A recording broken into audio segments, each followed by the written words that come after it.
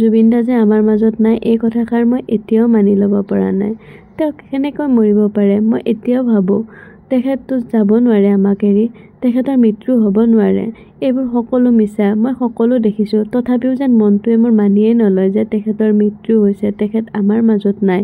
মই সদায় এতিয়াও ভাবোঁ তেখেত আহিব আৰু ক'ব মই জীয়াই আছোঁ, মই তহঁতৰ লগত ধেমালিহে কৰিছিলোঁ। কিন্তু এটা অসম্ভৱ কথা সম্ভৱ কেনেকৈ হ'ব? নিজৰ মনটোক দেখোন বুজাবই নোৱাৰা হৈছোঁ। কি ক'ম তেখেতৰ বিষয়ে ভাবিয়েই নোপোৱা হৈছোঁ। তেখেত আমাৰ অসমৰ কাৰণে কি আছিলে সেইটো কথা আনে বুজি নাপাব, আমি বুজি পাইছোঁ। আজি আমি কলিজাৰ এটুকুৰা হেৰুৱাইছোঁ। আমাৰ হৃদয়ৰ প্ৰতিটো শব্দ আজি বন্ধ হৈ গৈছে। আমি যেন উশাহ লোৱাত কষ্ট পাইছোঁ তেওঁৰ অবিহনে। তেওঁ ভগৱান স্বৰূপ আছিলে আমাৰ অসমবাসীৰ কাৰণে। কি কৰা নাছিলে আমাৰ বাবে? তেওঁ শিল্পী নাছিলে আমাৰ বাবে। আমি তেওঁক বহুত ভাল পাইছিলোঁ, বহুত শ্ৰদ্ধা কৰিছিলোঁ। তেওঁৰ মাজতে আমি নিজক বিচাৰি পাইছিলোঁ। আজি সকলো নিস্তব্ধ হৈ ৰ'ল। আপোনাৰ গান শুনিবলৈ মানুহে এনেকৈ ভিৰ কৰাটো বহুত দেখিছোঁ। বৰষুণত তিতিবলৈ আৰু এতিয়া চাগে আপুনি নাহিব আৰু সেই গান গাবৰ কাৰণে। সেইখন সমাজ চাগে এতিয়া নাথাকিব। কিন্তু আজি আপুনি গান গাবলৈ নাই। কিন্তু আমাৰ সমাজে আপোনাক শ্ৰদ্ধাঞ্জলি দিবৰ বাবে এনেকৈ আগবাঢ়ি আহিব। আমি এনেকৈ আগবাঢ়ি যাব লাগিব আপোনাৰ শ্ৰদ্ধাঞ্জলিৰ কাৰণে। সপোনতো কল্পনা কৰা নাছিলোঁ দাদা। সদায় ভাবিছিলোঁ আমি আপোনাৰ প্ৰগ্ৰেম চাব যাম, আপোনাৰ প্ৰগ্ৰেমত উপভোগ কৰিম। যিবোৰ ধেমালি হয়, আপোনাৰ কথা কোৱা সুৰ, সেইবোৰ আমি অনুসৰণ কৰিম। আপোনাক আমি শ্ৰদ্ধা কৰিম। আপোনাৰ চৰণ পাবৰ কাৰণে সদায় চেষ্টা কৰিছিলোঁ। কিন্তু সেই সৌভাগ্য চাগে কোনোদিনেই পূৰণ নহ'ল। মোৰ নহয়, বহুতৰে চাগে এনেকুৱা হোৱা নাই। আপোনাৰ লগত কি হৈছিলে সেইটো নাজানো, কিন্তু আপুনি আমাৰ মাজৰ পৰা বহুত দূৰলৈ গুচি গ'ল দাদা। আমি বিশ্বাসেই কৰিব নোৱাৰোঁ আপুনি কিয় এনেকৈ গুচি গ'ল।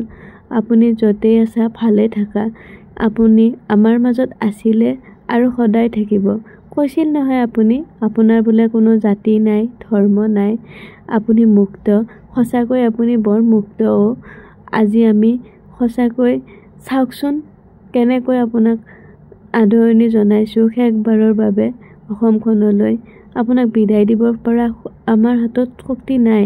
তথাপিও আপোনাক বিদায় দিবই লাগিব। এইটো আমাৰ প্ৰকৃতিৰ নিয়ম। জন্ম মৃত্যু বিবাহ মানিব পাৰি, কিন্তু আপোনাৰ মৃত্যু মানি ল'ব নোৱাৰোঁ। আপুনি মৰিও অমৰ আমাৰ বাবে। আপুনি আমাৰ অন্তৰত আছিলে আৰু সদায় থাকিব। আপোনাক আমি সদায় জীয়াই ৰাখিম অন্তৰৰ মাজত। আজি চাওকচোন শতকোটি জনতা অসমৰ আপোনাক কেনেকৈ শেষবাৰৰ বাবে চাবৰ বাবে হাবাথুৰি হৈছে। কিমানজনৰ চাগে কি অৱস্থা হৈছে কোনেও বুজি নাপাব।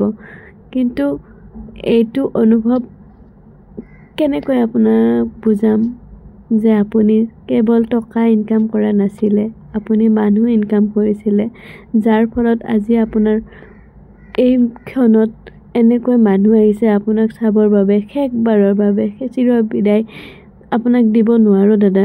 আপুনি আমাৰ মাজত সদায় থাকিব লাগিব, আমাৰ হৃদয়ত থাকিব, আপুনি আমাৰ অন্তৰত থাকিব। কেনেকৈ কি ক'ম ভাবিয়েই পোৱা নাই। আপোনাক চিৰ বিদায় দিব নোৱাৰোঁ, সেইখিনি শক্তি নাই আমাৰ মাজত। আপুনি য'তেই থাকা ভালে থাকা।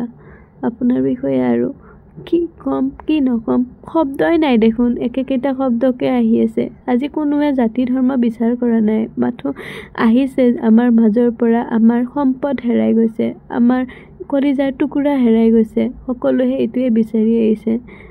আপুনি ভালে থাকক দাদা, য'তে আছে ভালে থাকক। আমি অসমবাসীয়ে আপোনাক কেতিয়াও হেৰাই যাবলৈ নিদিওঁ আমাৰ মাজৰ পৰা। আপুনি আমাৰ বুকুত আছিলে, বুকুত থাকিব। আপুনি আমাৰ বাবে ৰজা হয় আৰু ৰজা হৈয়ে থাকিব। আপোনাক বিদায় দিব পৰা ক্ষমতা নাই আমাৰ হাতত। আপোনাক চিৰ বিদায় বুলি কেতিয়াও নকওঁ, মাথো আপুনি য'তে আছে ত'তে ভালে থাকক বুলিয়ে ক'ব পাৰিম।